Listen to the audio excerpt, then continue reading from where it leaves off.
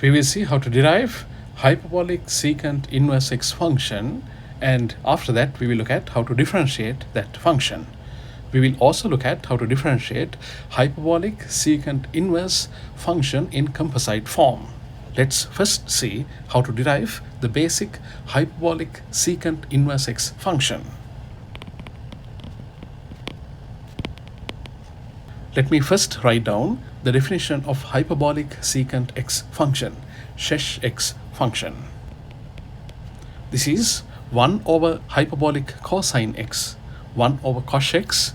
Therefore, this should be equal to 2 over e to the x plus e to the negative x. Remember, cos x, hyperbolic cosine x function is defined as e to the x plus e to the negative x, all of that divided by 2. So when I take the reciprocal, I get this function as 2 over e to the x plus e to the negative x. What I need to do next is, I need to find the inverse of this function. In order to do that, I'm going to write down this as y equals. I need to read y equals 2 over e to the x plus e to the negative x. And after that, in order to find the inverse function, I need to switch x and y. All the x's will be replaced by y and all the y's will be replaced by x. And then we need to subject y from that new equation. So the existing equation then becomes x equals 2 over e to the y plus e to the negative y. We need to simplify this and subject y from this equation. To simplify this, I will multiply both sides by the denominator e to the y plus e to the negative y. When I do so, this equation is going to be x times e to the y plus e to the negative y equals 2. Now what I'm going to do is, I'm going to multiply both sides of this equation by e to the y. And then we can rearrange the terms.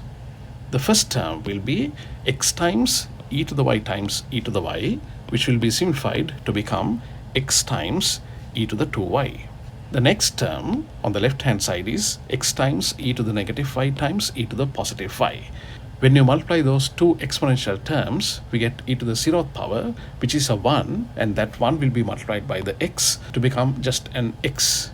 That x is on the left hand side, which I will write as the third and the last term. Before that, I will look at the right hand side term, 2 times e to the y. That's positive 2 times e to the y on the right hand side, meaning if I take that into the left hand side and write it as the next term here, it will be negative 2 times e to the y.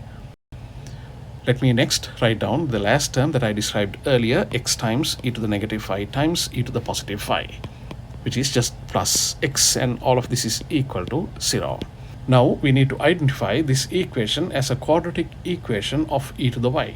That means we can identify a, b, and c of the standard quadratic formula. When we do so, we can see that a is equal to x, b is equal to negative 2, and c is equal to x. Then we can simplify this equation for e to the y, because it's a quadratic equation of e to the y. This is equal to negative b. Since b is equal to negative 2, negative b should be equal to positive 2 plus or minus square root b squared. Negative 2 squared is a positive 4 minus 4 ac.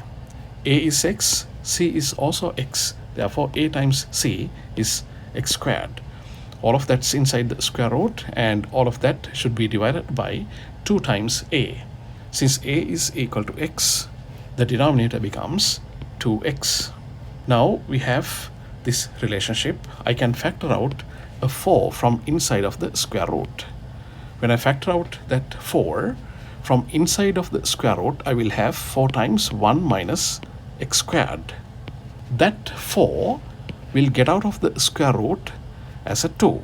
Then e to the y is equal to, if I factor out a 2 from the numerator, I will have 1 plus or minus square root 1 minus x squared. Next, I will divide all of that by the 2x. Now you can see that we can simplify the 2's from the denominator and the numerator respectively. Then our e to the y becomes equal to 1 plus or minus square root 1 minus x squared all of that should be divided by x. What can you say about this function? What are the possible values of x for this function? We need 1 minus x squared term to be positive. It will be positive only if your x is between -1 and +1. But also we have to pay attention on something else. When x takes any values between -1 and +1, inside of this square root, whatever I have is going to be less than 1. If it is less than 1, consider these two situations. 1 minus this term or 1 plus this term. No matter what, that numerator is always going to be positive. That means if I include the interval -1 to 0, for that specific first half of the interval, the denominator is negative. This complete ratio is going to be negative, which cannot be accepted for e to the y, because e to the y is always positive. Therefore, we modify the domain of this function to be between 0 and 1 only. We can include 1, but we cannot include 0. So this is the domain of hyperbolic secant inverse x function. Let's keep that in mind and then proceed. I need to subject y. When I consider this domain, I can actually include any of these two symbols, plus or minus, because everything is going to be always positive within that interval. That means this is also going to be a multi-valued function. Therefore, we will need to select one of those two functions. Then we write by convention e to the y is equal to 1 plus square root 1 minus x squared. All of that's divided by x. From this function, we can take the natural logarithm. When I take natural logarithm, on the left hand side we will have a y is equal to, on the right hand side, natural logarithm, we have 1 plus square root 1 minus x squared over x. This is the function that's accepted as the hyperbolic secant inverse x function, sesh inverse x function. Now we can look at the differentiation of this function. Let me write down this function one more time. Sesh inverse x, this is equal to the natural logarithm, this function. However, it's given in the form of a natural logarithm of a quotient.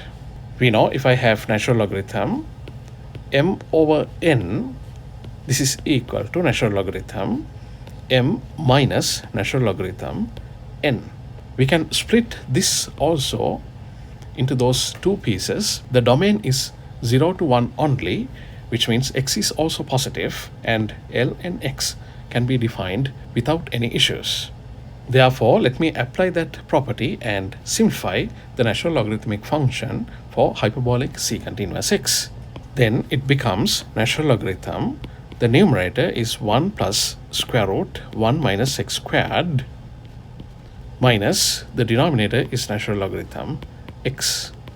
I don't need any absolute symbols to be written around any of these functions because we know the domain was defined to be between 0 and 1 and 0 wasn't included. Now we can easily differentiate this function.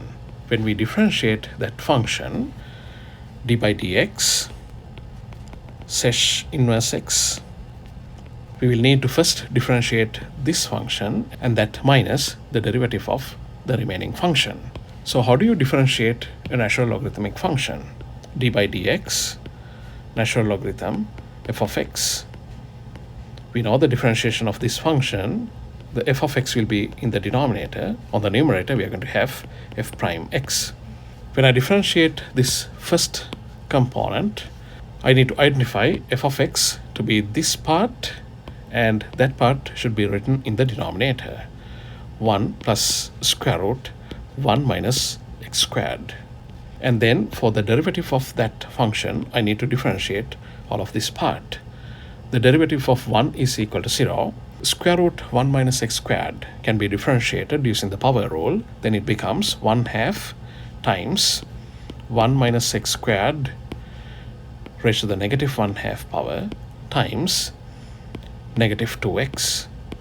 That negative 2x is when you differentiate the stuff inside the square root.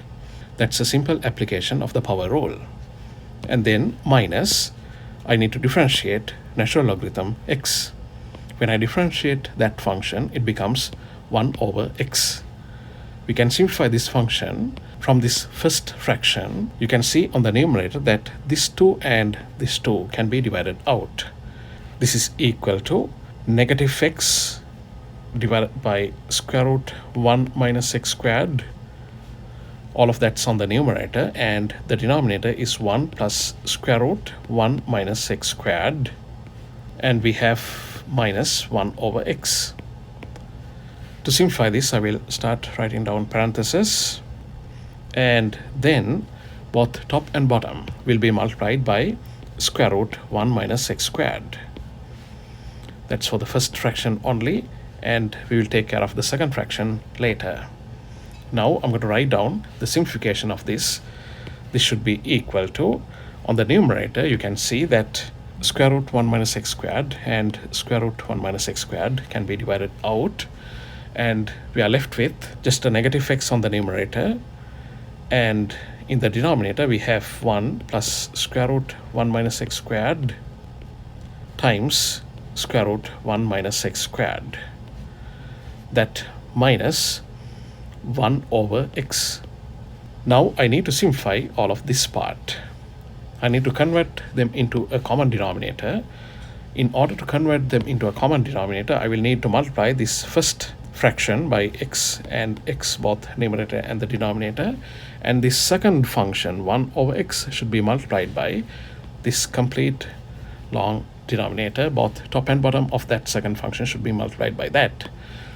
So let me write down that function in the bottom first. 1 plus square root 1 minus x squared, that times square root 1 minus x squared.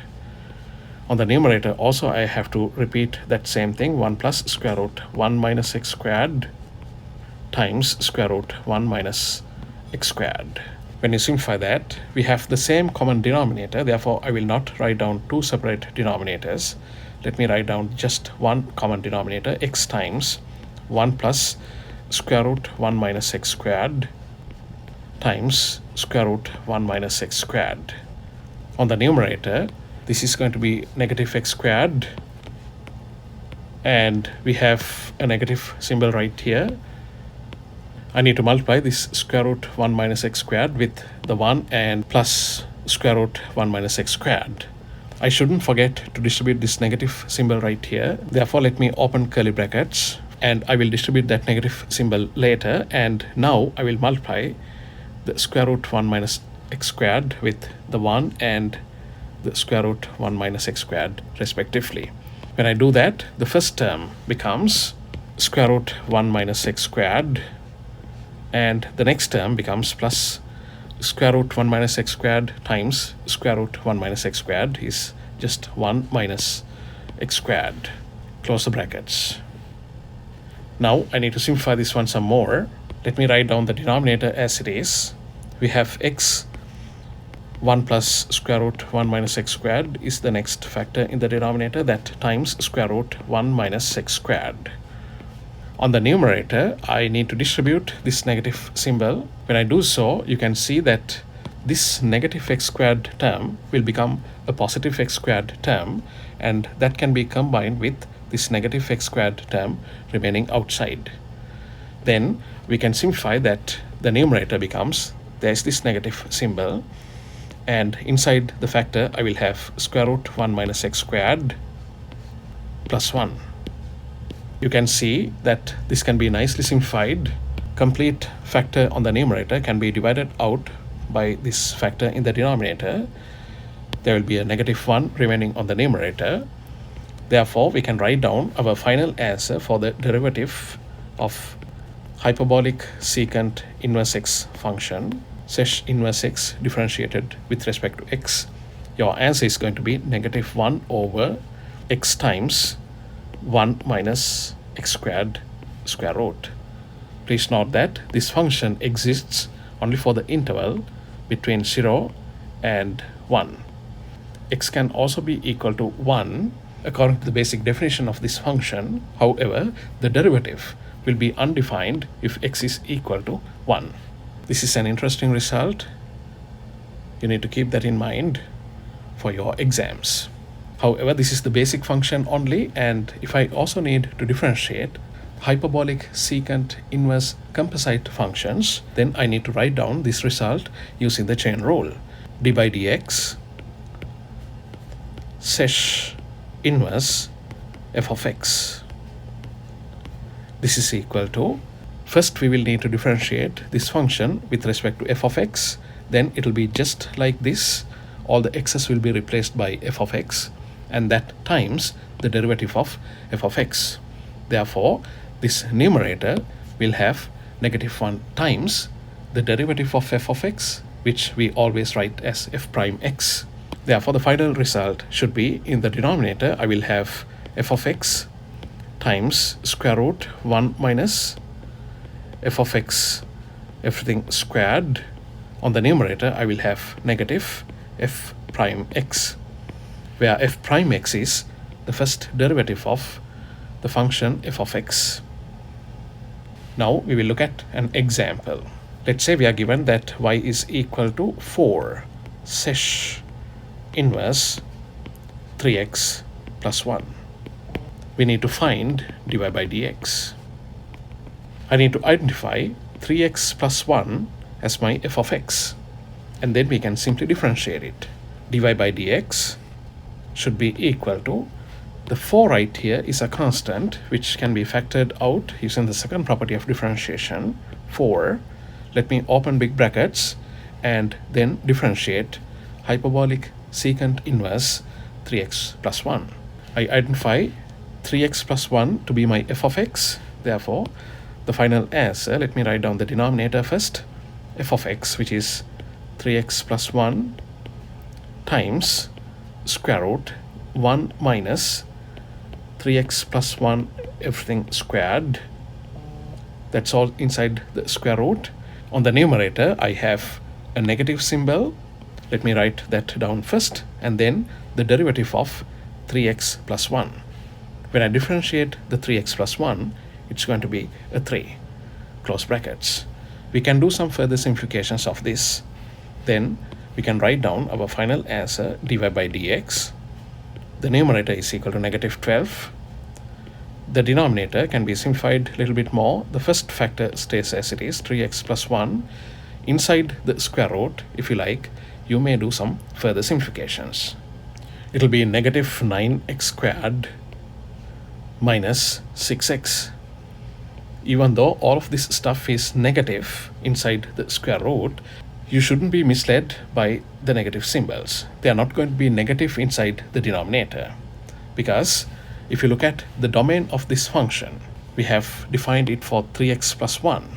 The basic function, hyperbolic secant inverse x, was defined for the values of x between 0 and 1. That means this function 3x plus 1 should also be defined for the values between 0 and 1. That means your x will be between 0 and -1/3. When your x has this domain, inside the square root, this part is not going to be negative. Therefore, this is correct, and this is our final answer for this problem. Thank you so much.